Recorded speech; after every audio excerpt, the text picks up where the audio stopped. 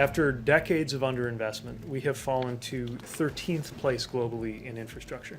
The American Jobs Plan will again transform America's roads and bridges, rail and transit, ports and airports for the better. I think that package that they're putting together now, as much as we would like to address infrastructure, is not going to get support from our side. Republicans in Congress vowed to fight against President Biden's plan to invest $2.3 trillion to revamp America's infrastructure, as the White House signals its readiness to compromise on the price tag to win Republican support.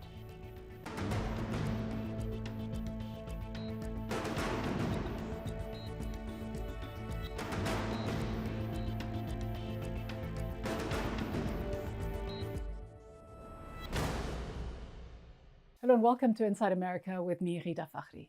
President Joe Biden met with congressional Democrats and Republicans on Monday in an effort to generate bipartisan support for his $2.3 trillion proposal to upgrade the country's infrastructure.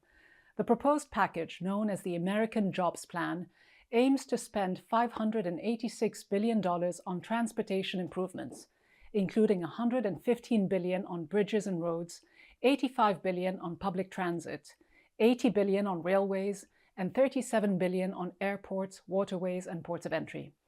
$327 billion would be spent on water systems, internet, and electric grids, as well as clean energy. $378 billion would be spent on homes, schools, and federal buildings, including $213 billion on affordable housing. $980 billion on workforce and innovation, including $400 billion on community-based care for the elderly and people with disabilities, and $300 billion on manufacturing. The meeting at the White House took place amid growing divisions among mostly Republican and some Democratic lawmakers over the size and scope of Biden's plan. Republicans have taken issue with the proposal's scope, arguing that programs relating to climate change and social issues do not belong in an infrastructure bill. They also strongly objected to Biden's proposal that the plan's cost be funded by increasing the current corporate tax rate from 21% to 28%. Now, the White House said that all the pieces of Biden's proposal are open to revisions and, according to his press secretary, the president is, quote, absolutely willing to negotiate. So then, will Republicans in the House and the Senate agree to Biden's proposal? Joining me now is a former Republican congressman from Ohio, Joe Renacci. Congressman Renacci, the one thing that Republicans and Democrats in Congress could always agree on was infrastructure. Why are you and so many of your fellow Republicans in Congress today objecting to Biden's infrastructure plan? Well, you're exactly right. One thing we always could agree on was infrastructure, but we're talking about pure infrastructure. We're talking about roads. We're talking about bridges. We're talking about waterways. We're talking about those type of infrastructures, which is important to our country and something we should be working in a bipartisan fashion to make sure we have adequate funding. But that's not what you were talking about back in 2018 when you were all for President Trump's infrastructure plan. In fact, this is what you said at the time, Congressman. You said having better access to high quality education and workforce development programs is critical to improving our nation's infrastructure. That's not physical infrastructure, is it? But that's exactly what Biden is proposing to do. Well, no, I think if you really look at what President Biden's looking to do, he's getting far away from pure infrastructure. When you're talking about education, you're talking about the infrastructure, the internet highway, those type of things. That is pure infrastructure as well. When you're starting to talk about housing and climate change issues, far cry from the pure infrastructure that many of us want to see, Republicans and Democrats. You yourself have said that when it comes to physical infrastructure, the clock is ticking on dangerous roadways. You said this back in 2019. At the time, you said that Congress was playing games. If the clock was ticking back then, isn't it still ticking today, even faster? Well, absolutely. You can go back to even 2015 when I proposed a bill that we can move forward on infrastructure and we can work together for our roads and our bridges, because we can't allow not having a strong infrastructure system. We can't allow bridges that are in many cases 40 and 50 and 60 years old that have just been maintained, not replaced. Those are the type of infrastructure we have to continue to plan for, work for, and build for. And that's not what the Biden plan is doing. And by the way, We've also But it is what it's doing, Congressman. In all honesty, what it is doing is this and much more, because President Biden believes that you need to also look at the foundations of American society. And the fact that the price tag is so high, something you and others have complained about, is reflective of a simple reality, isn't it? That the US's infrastructure is crumbling and needs major investment. The longer you wait, the more you'll have to pay. Well, so you keep going back to infrastructure crumbling, and I agree. Those are roads and bridges. Those are the type of waterways, all those things that need to be done. We don't need an expansive bill where only approximately 10% of the dollars are being spent on roads and bridges and waterway. We need a bill that is spending money to make sure our infrastructure is strong and vibrant going forward for years and years to come. And when you look at Ohio and the state of its infrastructure, because a good chunk of this bill is dedicated to improving the state of the infrastructure in the 50 states, your state has the second most bridges in the United States after Texas. I believe more than 27,000 bridges. Over 40% of Ohio's bridges are 50 years older. Close to 20% are older than 75 years. So if Trump's infrastructure plan was badly needed back then, isn't the case even more urgent now?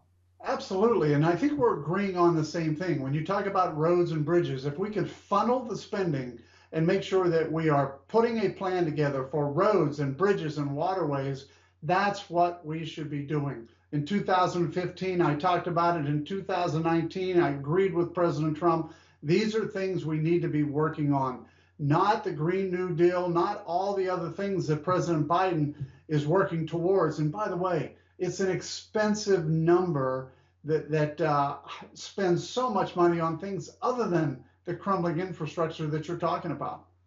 Well, you say it's an expensive number, yet you and so many of your Republican colleagues had absolutely no problem voting for $2 trillion in tax cuts for the wealthy and corporations. That would only have benefited the top 1%. And yet you complain about the $2 trillion in infrastructure spending that would benefit all Americans?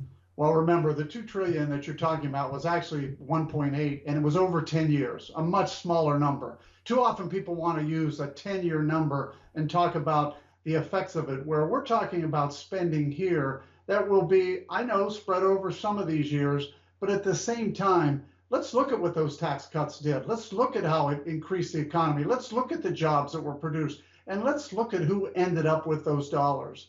Many middle Americans ended up with approximately $2,000 annually more in their pocketbook to spend as they wanted to spend, which is much more important than the federal government making decisions for middle America.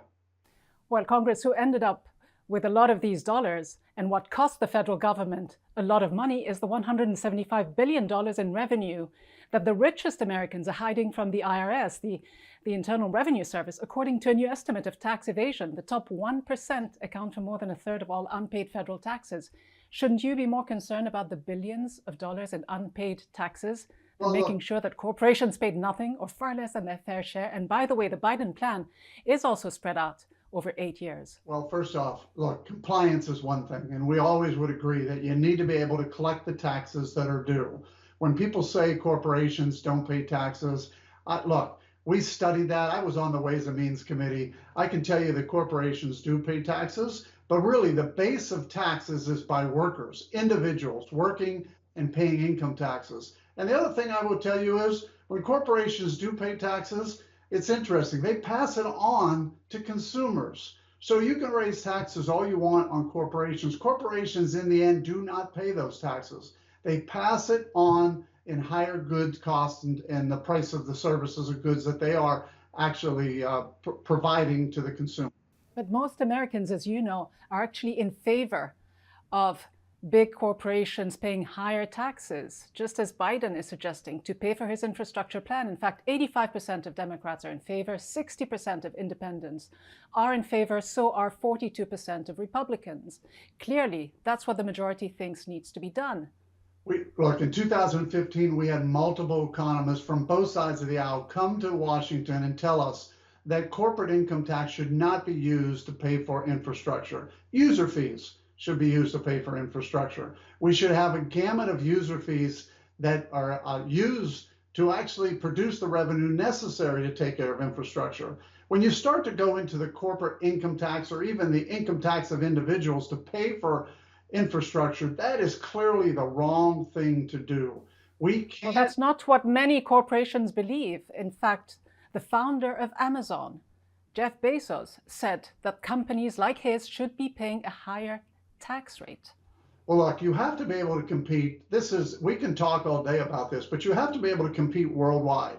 Today, we have a tax rate there where we can compete worldwide. When we were at 35%, we couldn't compete worldwide. We were the second highest tax rate in the world. If you raise our corporate income tax to 28%, our rate will be higher than communist China. We have to be able to compete. Now, corporations should pay a tax. They should pay a fair tax and reasonable tax. But the goal should always be to be able to compete worldwide. We are not a country that just is not competing on the worldwide stage. Former Republican Congressman Jim Renacci, thank you very much for your time. Thank you. Thank you.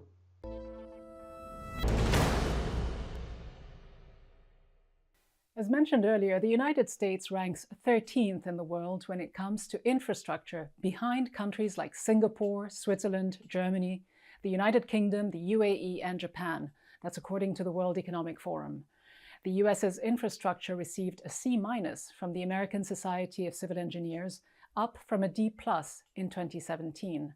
The ASCE also says that 43% of the country's roads are in poor or mediocre condition. And when it comes to aging water systems, a main water line breaks every 2 minutes, resulting in an estimated 23 billion liters of treated water being lost every single day. The country's airports received a D- grade, with warnings that the aviation system in the US is facing a 10-year, $111 billion gap in funding. To discuss the impact this is all having on cities, I'm joined by Mayor Chokwe Antar Lumumba of Jackson, Mississippi. Mayor Lumumba, the population of Jackson, the capital of Mississippi, is about 82% African American. For weeks this winter, they did not have clean running water. Some say this was the result of its racist infrastructure. Is race at the center of this water crisis? I think that race is an undeniable factor that we have to consider. When we look at the funding and the resources that Jackson has not been availed to for many years, that often it corresponds with when the leadership started to reflect the population. When we look at the issues of city planning is never neutral. And so when we look at the communities that don't have sustainable, equitable infrastructure, when that is not a priority, when that has not been lifted up for many, many decades now, I don't think that it's by happenstance. Not by happenstance, and obviously not overnight. The state of Mississippi got a D score for its drinking water. So if this problem didn't just happen out of thin air, didn't happen overnight, and many other states and cities, in fact, in the South, have also suffered the same neglect as Mississippi. Why is that so? Why hasn't more been done to avert this type of situation? Well, I think that it has been easy to punt the ball. It has been easy to under-resource, undervalue a community that resembles the city of Jackson. When we look at state revenue, when we go to the state in order to have streams of revenue that support our declining and aging infrastructure, we're often turned away, and other cities are prioritized. Just this past legislative session, as the nation, in fact, the world took note of Jackson's infrastructure woes as it pertains to drinking water, the state still declined as we not only presented $47 million of projects that we felt we needed to undergo, they decided to support $3 million of that $47 million request. As we asked to take things into our own hands and put it up for a referendum for the constituents, for the residents to vote as to whether they wanted to pay a little bit more on the goods and services they buy. The state put a roadblock there, not even to allow the residents to decide on their own behalf if they would provide additional funding to help deal with these issues. And so I think that it is systemic racism. I think that as we dive deeper into the issues of race, then we find that this is not as much of an anomaly as we sometimes may believe it to be. When we look at heat island effect, it disproportionately affects Black and brown communities. It does, and that number that you gave is so far off from what the EPA, the Environmental Protection Agency, estimated a few years ago. In fact, back in 2015, it estimated that Mississippi needed $4.8 billion over the next 20 years to fund its safe drinking water supplies. Where is the needed investment going to come from if your own tax base keeps shrinking as more and more people leave the city? Well, we're trying to operate with a coalition of the willing, and so we continue to beat the drum with the state. We are optimistic about the new federal investment or focus on infrastructure because cities like Jackson, for far too long, have not been invested in. We also look at how we correct missteps that we have made historically as a city, on top of the fact that we're not receiving the federal and state funding historically for many years now. There were missteps such as bad investments in a water sewer billing system that we are correcting. So we're looking internally, we're looking, on the state and federal level, and as expansive as we can. But to summarize, we're going to walk with a coalition of the willing. But in the end, it's all a question of funding and prioritization. In fiscal year 2020, under the Trump administration, Congress agreed to spend $750 billion on wars and the military. That's more than $2 billion every single day. $1 million every minute, according to the nonprofit Public Citizen.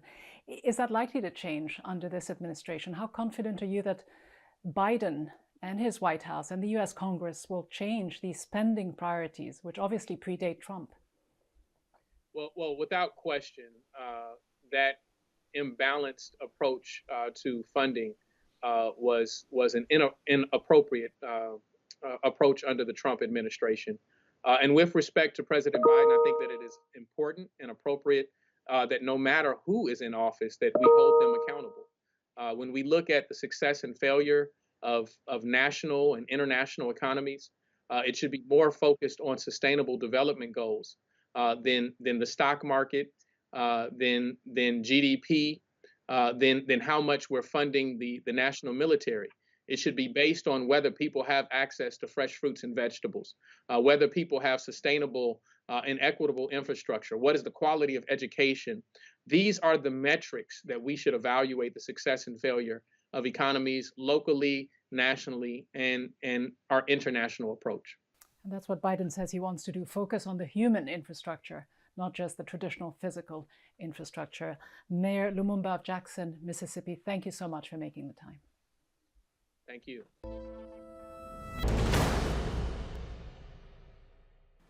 Everybody remembers what happened in Flint.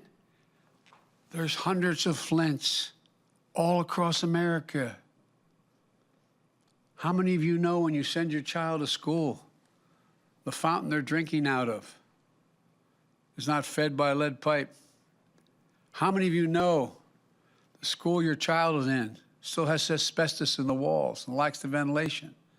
Is that not infrastructure? Now, it was 7 years ago this month when the city of Flint in Michigan, a majority Black city where 40% of people live under the poverty line, started experiencing a severe water crisis.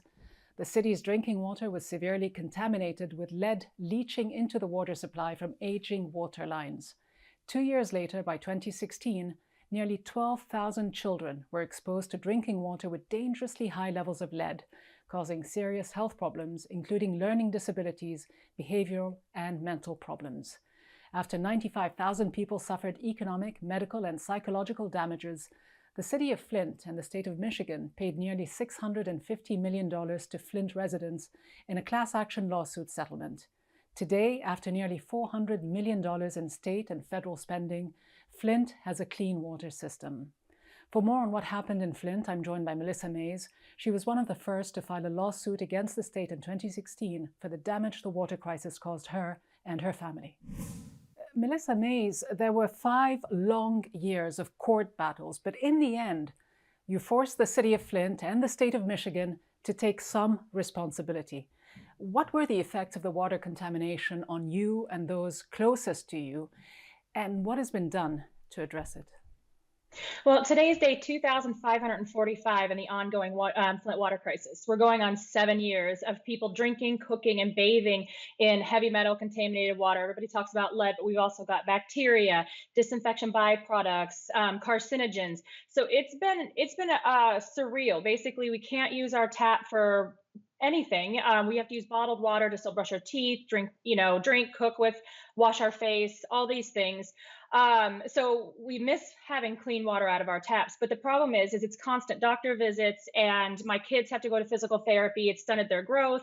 It's caused learning disabilities, attention problems, compromised our immune systems. So when I got hit with COVID last year, I'm still going through it 13 months later. We have 100,000 immune compromised, vulnerable people here. And yes, we fought and won, made history to force the city and state to replace the lead and galvanized steel service lines. But they're still not finished with it, which they should have been done, at least a year ago, if not sooner. And then also, it doesn't replace our interior plumbing or the plumbing in the streets. So we're still getting the contaminated water, even if we have one new piece of plumbing. So there's so much to still be done, but it's, of course, profit over people and shortcutting. So we're still stuck buying bottled water on top of paying the most expensive water bills in the United States. And it isn't just Flint. I know you've traveled across the United States and you've seen for yourself the impact in other cities as well. Biden said there's hundreds of Flints all across America. We saw what happened recently in Florida as well, with a reservoir leaking toxic wastewater. Just how bad is the situation for all these other cities and states? One of the questions I get the most is, well, if it's so bad, why don't you move? Well, I have traveled all over North America, and there are so many Flints. And even if they're not as bad as Flint yet, or it's a different type of situation, they're on the path to being this way because our water infrastructure has been ignored for so long. They've cut costs, they've cut, investment, they don't pay for it. So there's people getting sick, rashes, hair falling out. The same thing we've been going through for almost 7 years in Flint. And nobody's doing anything about it. They just push it off to the side and say, well, we're not as bad as Flint. It's fine. It's fine. These are human lives. And even our antiquated laws, none of them have any health protective standards. They're all based on money. So how do you change this then? How do you get the level of regulations that you need to avoid these environmental crises, these breaches, when you're up against some powerful lobby groups that have spent millions every single year to actually nullify some of the water quality rules that were established under the Obama administration? We've been part and hands-on as much as we can to changing the federal and our state Lead and Copper Rule and Safe Drinking Water Act. They've been outdated. They're decades old. They do not even cover the bulk of the contaminants that are in Flint's water that they did find through testing. They're not even registered as contaminants because it's become a political problem. And this is a human issue, not a political issue. Poison water doesn't care how much money you have or who you voted for. The problem is that Congress refuses to come together to actually see this as a priority. So here we sit with these outdated laws. We've got one side wants to get rid of the EPA altogether. The other wants to increase regulations. And then it becomes down to a money issue. And then it's a stall. I testified in front of Congress in 2016, I believe, about this same problem. And they said, sorry, we haven't been able to make any progress. It is a political battle, which it should not be, because everybody drinks water, uses water, cooks with it, uses it for ice cubes, making coffee. And Flint is a great example, and Florida should be a great example of what happens when you cut corners and you push it down the road, kick the can down the road. Well, guess what? There's a lot of people, land, animals, food, air, soil that's being contaminated, and people can't come back from some of it. We've lost a lot of people here in Flint, and it should be just a shining example of what happens when you ignore these regulations and you don't base them on human lives. I'm sorry to hear about all the hardships and the health problems that you and other Flint residents and residents across the US have had to endure because of this problem. Thank you so much for taking the time, Melissa Mays, for joining us and explaining this to us. Thank you.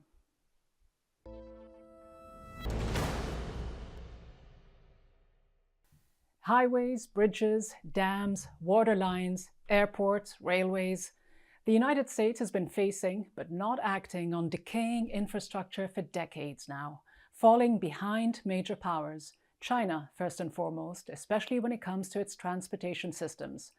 Candidate Trump used it as a rallying cry during his 2016 campaign, saying that airports in the United States were worse than in some developing countries. As president, though, he spent his term fixating on a wall along the US-Mexico border. President Biden is now trying to take the bull by the horn with a massive infrastructure plan to revamp America's major infrastructure. As impressive as its price tag may seem, over $2 trillion, it remains modest considering the needs. And yet, Republicans and even some Democrats are already signaling that raising corporate taxes to upgrade the country's infrastructure, all public goods, is a non-starter.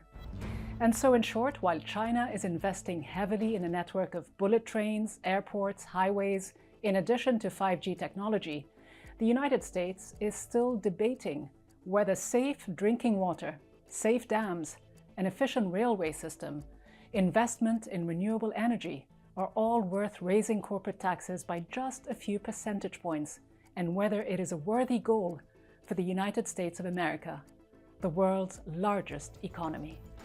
That's it from me and the team here in Washington. Send us your thoughts. But for now, as always, thanks for watching.